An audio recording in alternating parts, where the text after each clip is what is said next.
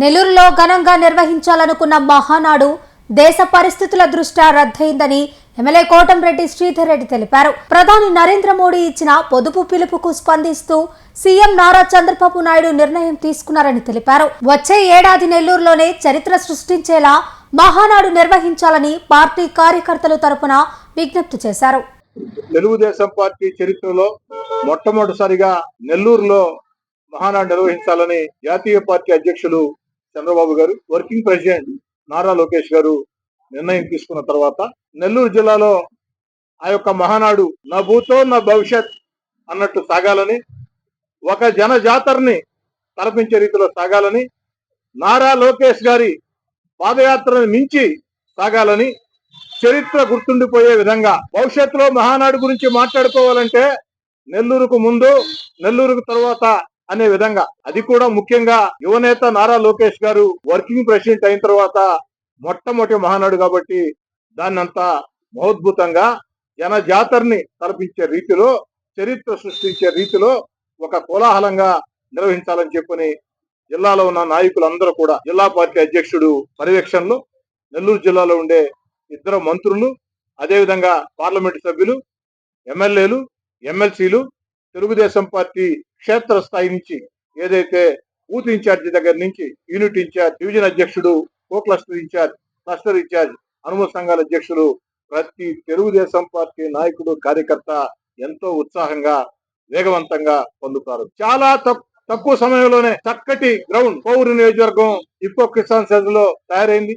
ప్రతిరోజు కూడా తెలుగుదేశం పార్టీ నాయకులు, కార్యకర్తలందరూ కూడా అక్కడికి వెళ్లి ఎక్కడికక్కడ పర్యవేక్షిస్తూ వచ్చారు. ధర్నా కమిటీ సమావేశం కూడా జరిగింది. జిల్లా అంతా కూడా ఒక ఉత్సాహ వాతావరణం. ప్రపంచంలో ఉన్న తెలుగు వాళ్ళంతా కూడా నెల్లూరు జిల్లాలో జరగబోతున్న మహానాడుని ప్రత్యేకంగా చూసే పరిస్థితి, ఒక అద్భుత సానుకూల వాతావరణం ఏర్పడిన పరిస్థితుల్లో దురదృష్టం ఏదైతే ఇంధన పొదుపు నివారణ చర్యలు అన్నటువంటి నిర్ణయం ఈ దేశ ప్రధాని నరేంద్ర మోడీ గారి నోట్లో నుంచి రావడం జరిగింది. నిజం, దాంట్లో ఎలాంటి అనుమానం లేదు. ప్రపంచంలో ఈ రోజు ఉండే పరిస్థితుల్లో భారత ప్రధాని నరేంద్ర మోడీ గారు కొన్ని కఠిన నిర్ణయాలు తీసుకున్నారు. నరేంద్ర మోడీ గారు ఒకే మాట చెప్పారు, ఈ దేశంలో ఉండే కోట్లాది భారతీయులు చిన్న చిన్న త్యాగాలకి సిద్ధం కావాలా? దయచేసి ప్రపంచంలో ఉండే అనేక దేశాల్లో ఆర్థిక వ్యవస్థలు దారుణంగా దెబ్బతిన్నా ఇంతకాలంగా భారతదేశంలో మనం అందరం కూడా కలిసికట్టుగా ముందుకు సాగుతున్నామంటే, ఆర్థికంగా కాస్త ముందుకు సాగుతున్నామంటే దానికి కారణం మన దేశం అనుసరించే విధానాలు.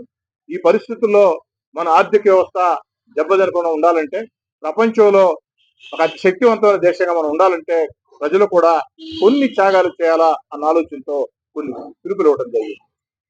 ఆ పిలుపుల్లో భాగంగా ఇంధన కొరత గురించి నరేంద్ర మోడీ గారు ఒక నిర్ణయం ప్రకటించిన వెంటనే ఇంధన కొరత పొదుపు చర్యలు చేపట్టాలా అని భావించిన వెంటనే అటక్ నుంచి కటక్ దాకా, కాశ్మీర్ నుంచి కన్యాకుమారి దాకా విస్తరించిన సువిశాల భారత పవిత్ర పుణ్యభూమిలో నరేంద్ర మోడీ గారు పిలుపునిచ్చిన వెంటనే ఈ దేశంలో మొట్టమొదట అత్యంత వేగవంతంగా స్పందించినటువంటి వ్యక్తి రాష్ట్ర ముఖ్యమంత్రి నారా చంద్రబాబు నాయుడు గారు అని చెప్పని సగర్వంగా మనం చూస్తున్నాం. వెంటనే నరేంద్ర మోడీ గారి మాటల్ని, ఆ యొక్క సూచనలు తీసుకుని ఒక భవిష్యత్ గురించి చక్కటి ఆలోచన చేసే వ్యక్తుల్లో చంద్రబాబు గారు ఒకరు.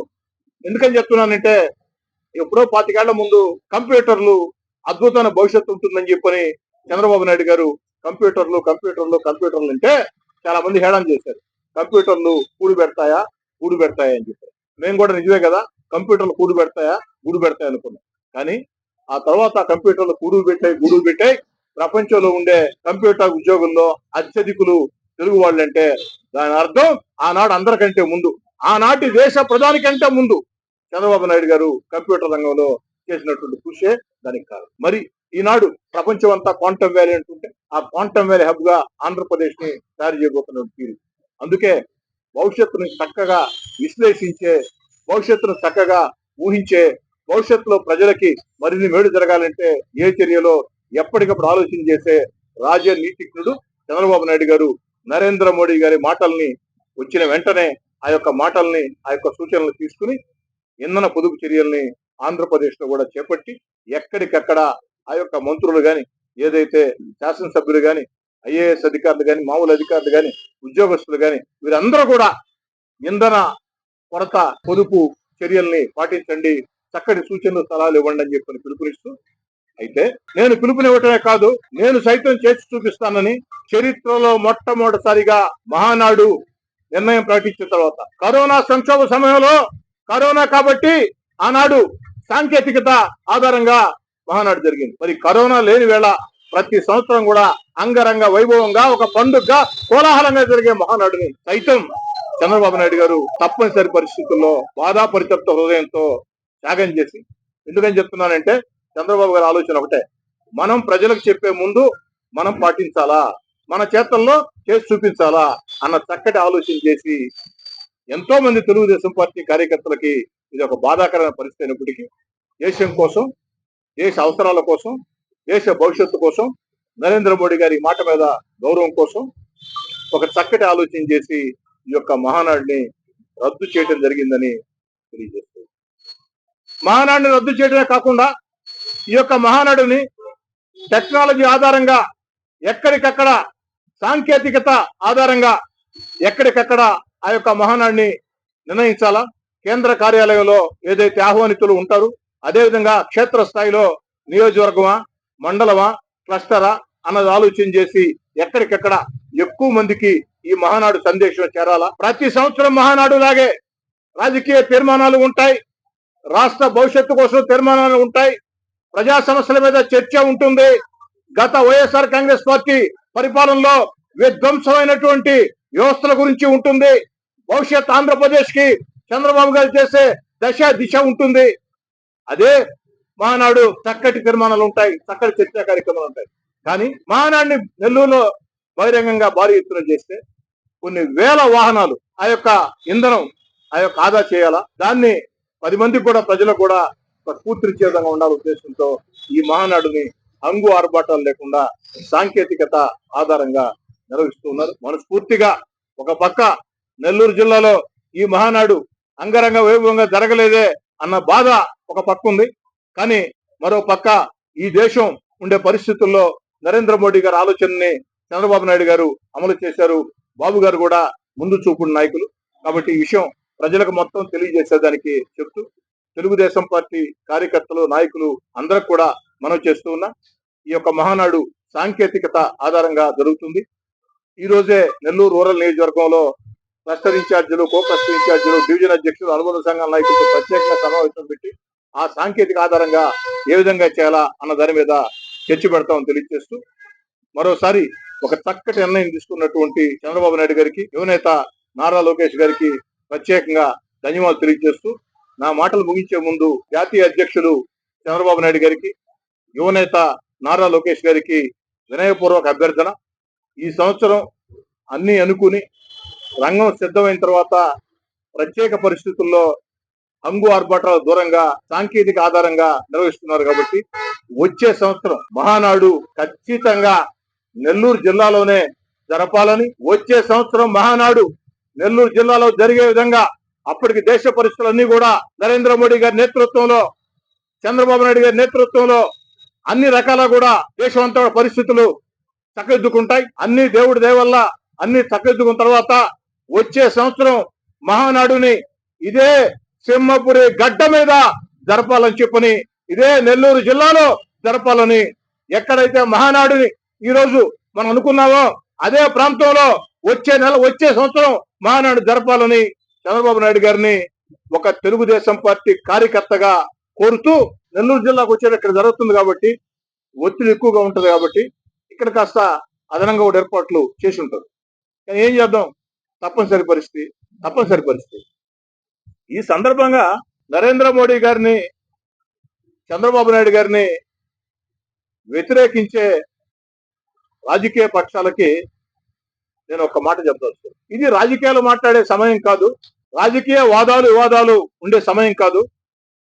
ప్రపంచం ఉన్న పరిస్థితుల్లో భారత్ ఆర్థిక శక్తిగా ముందుకు సాగాలంటే భవిష్యత్తులో భారతదేశానికి ఎలాంటి ఇబ్బందులు రాకూడదని ముందు చూపుతో, చక్కటి చూపుతో నరేంద్ర మోడీ గారు ఈ యొక్క పొదుపు చర్యల్ని చేపట్టారు. బంగారం దగ్గర నుంచి, ఇంధన పొదుపు చర్యల దగ్గర నుంచి అనేక చర్యలు చేపట్టారు. ప్రజలందరినీ కూడా భాగస్వాములుగా అమ్మంటున్నారు. ప్రజలందరూ కూడా, మెజార్టీ ప్రజలు నరేంద్ర మోడీ గారి మాటల్ని పూర్తిగా తీసుకున్నారు. కానీ ఈ దేశంలో ఉండే కొన్ని రాజకీయ పార్టీలు దీన్ని సైతం విమర్శిస్తూ ఉన్నారు. ప్రభుత్వాలు ప్రజలను ఇబ్బంది పెడితే ఎట్టాని. ఆయా ప్రభుత్వాలు ప్రజలను ఇబ్బంది పెట్టాలా. కొన్ని ప్రత్యేక పరిస్థితుల్లో ఈ దేశం భవిష్యత్ అవసరాల దృష్ట్యా ప్రపంచం ఉన్న పరిస్థితుల్లో తీసుకున్న నిర్ణయాలు. ప్రజలందరూ సిద్ధంగా ఉన్నారు. ప్రజలు ఒకే మాట చెప్తున్నారు. భారతదేశాన్ని విదేశీ శక్తుల బారి నుంచి, దేశ ద్రోహుల బారి నుంచి కాపాడేందుకు కాశ్మీర్ ప్రాంతాల్లో, చైనా సరిహద్దుల్లో, సియాచిన్ మంచు ప్రాంతాల్లో భారతదేశ సైన్యం తమ కుటుంబాలకు దూరంగా, తమ భార్య బిడ్డలకు దూరంగా, తమ బంధుమిత్రులకు దూరంగా ఆడ పహరా కాస్తూ దినం దినం మా కణం కణం దేశమాతకే సమర్పణం అంటూ మా దేహాలు ముక్కలైనా మా దేశాన్ని ముక్కలు కానివ్వని భారతదేశంలో ఉండే సైన్యం త్యాగాలు, రక్త తర్పణాలతో భారత మాత రక్షణ కోసం, భారతదేశ రక్షణ కోసం సరిహద్దుల్లో కాపలాలు కాస్తూ ఉన్నాయి. మరి భారతీయులుగా ఉన్నటువంటి ప్రజలు మేము కూడా కొన్ని త్యాగాలు సిద్ధపడాలా? నరేంద్ర మోడీ గారు చెప్పింది 100% నిజం. ఈ దేశం ప్రపంచంలో అనేక దేశాలు ముక్కలవుతున్నా, ప్రపంచంలో అనేక దేశాలు ఆర్థికంగా దివాలా తీస్తున్నా, ఈ దేశం ఇంకా పటిష్టంగా ఉందంటే, ఈ దేశ ఆర్థిక వ్యవస్థ గట్టిగా ఉందంటే దానికి కారణం నరేంద్ర మోడీ గారి ఒక పటిష్టమైనటువంటి నాయకత్వం, భారతదేశంలో ఉండే ఉన్నతాధికారుల ఒక చక్కటి ఆలోచనలు. అన్నిటికీ మించి కులాలు మతాలు వేరైనా మనమంతా భారతీయులం. ఏదైతే భారతదేశంలో కులాలు మతాలు వేరైనా మనం అందరం కూడా వసుదైవ కుటుంబం లాగా ఈ దేశం నాది, భారతదేశం నాది, నేను భారతీయుడిని అని చెప్పే విధంగా ఈ భారతదేశం ముందుకు సాగుతూ ఉంది. మరి ఇన్ని త్యాగాలతో భారతదేశంలో ఉండే కోట్లాది ప్రజలు, ఆ యొక్క సైనికులు చేసే త్యాగాలతో, దేశ నాయకత్వం చేసే త్యాగాలతో, ఉన్నతాధికారులు చేసే త్యాగాలతో జీవితాలను మొత్తం పణంగా పెట్టి సైంటిస్టులు ఎవరైతే ఉన్నారో అనేక రకాల పరిశోధనలు చేసి కుటుంబ జీవితాలని, బంధాలని, అనుబంధాలని అన్నిటి వదులుకొని అనేక పరిశోధనలు చేసి భారతదేశాన్ని ముందు నిలబెట్టే పరిస్థితుల్లో ఓ భారతీయుడిగా నాకు బాధ్యత ఉంది. నరేంద్ర మోడీ గారు సాధారణ ప్రజల్ని, మమ్మల్ని ప్రాణాలు ఇవ్వండి అని అడగటం వల్ల చిన్న చిన్న త్యాగాలు కొంతకాలం పాటు, ఓ ఏడాది పాటు బంగారం కొనవద్దు, ఓ ఏడాది పాటు విదేశీ టూర్లు వద్దు, ఓ ఏడాది పాటు ఇంధన పొదుపు చర్యలు పాటించండి. భవిష్యత్తులో కూడా నేను ముందు చూపుతో పెట్టినటువంటి ఏదైతే సూర్యఘర్ పథకం ఉందో, ఏదైతే ఆ యొక్క మనకి ప్రత్యామ్నాయం, పెట్రోల్ కి ఆయిల్ కి ప్రత్యామ్నాయ మార్గాల్ని మనం ఎంచుకున్నాం, ఆ రకంగా ముందుకు సాగుదాం. దీనికి ప్రజల సహకారం కావాలని పిలుపునిచ్చారు. దీనిలో తప్పే ఉంది.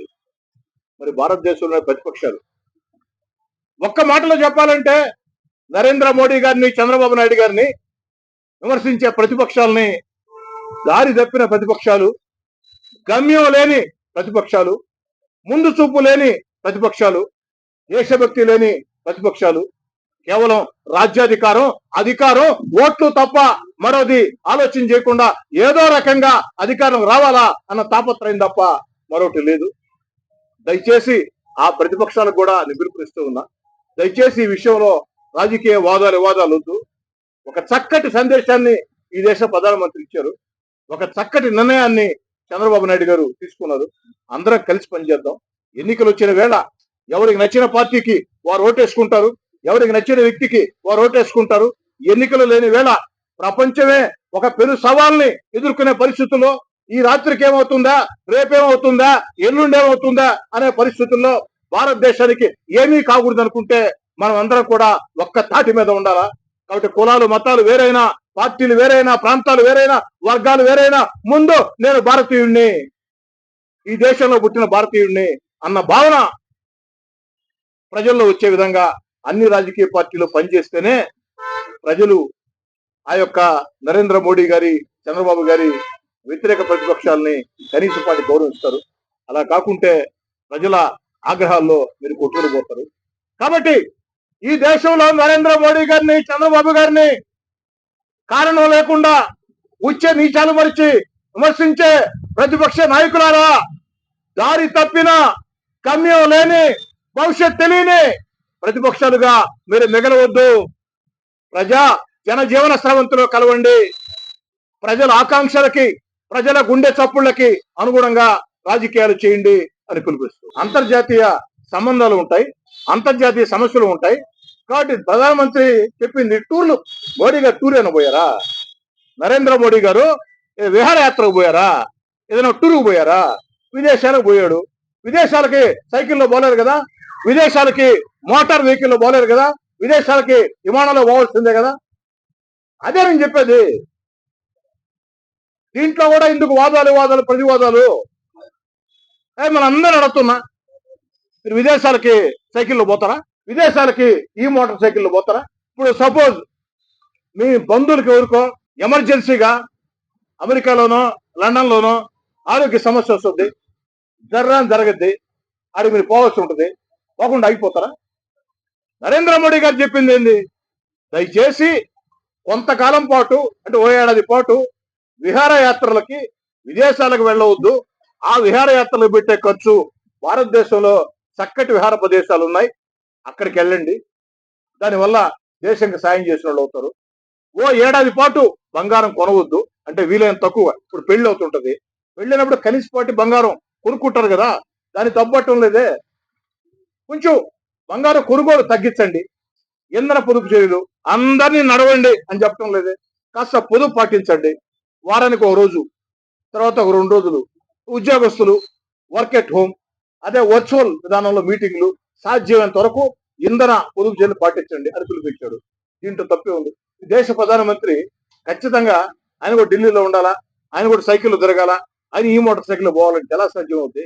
ఇప్పుడు మోడీ గారు విహారయాత్రకు పోవాలా, అదే నరేంద్ర మోడీ గారు విహారయాత్రకు పోతే మొట్టమొదటి మీకంటే ముందు ఏం ప్రశ్నిస్తా? నరేంద్ర మోడీ గారు ప్రస్తుతం ఉండే పరిస్థితుల్లో భారతదేశాన్ని మేలు చేసేదానికి కొన్ని దేశాలతో చర్చలు జరగాలంటే మనలో పోవాల్సి దేనికోసం? అది విహారయాత్ర కాదు, ఈ దేశం కోసం చేసేది. ఈ సమస్యలన్నీ ఉన్నాయి కాబట్టి మీకు అపారమైన పరిజ్ఞానం ఉన్నాయి, కాదంటోలే. రూపాయి విలువ గురించి నాకు తెలియదు, కానీ మీకు బాగా తెలుసు. ఒప్పుకో. నరేంద్ర మోడీ గారి సందేశం ప్రజల్లోకి పోవాలా, దానికి విలేకరుల సమావేశం. నేను మేధావినా, మీరు మేధావా, చర్చొద్దు.